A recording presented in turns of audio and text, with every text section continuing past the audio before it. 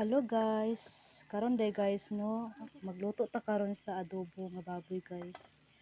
Karon guys ang atong pangsagol guys no, like bombay, ahos, mantika, and then paguman din guys, paminta nga liso. Ano atong sagol sa atong adobo guys. So para pod siya guys malami. Lami ang pagtimpla guys. So simple ra gid kayo nga atong pagluto guys no. Dayon next guys is sagulan din nato sa tuyo. Next is suka para lami gid kayo ang iyang kwan guys, iyang pagkaluto guys. So ato nang kurawon guys paghuman na atong kwan guys, atong lutoon karon.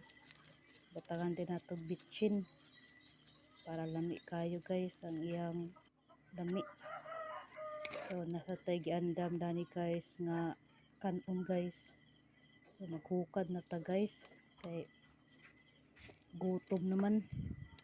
So hukad na ta kanon guys para pare sa ato ang adobo nga baboy. Para ka sa tadani guys no. So mao ni guys, luto na ang ato ang adobo guys.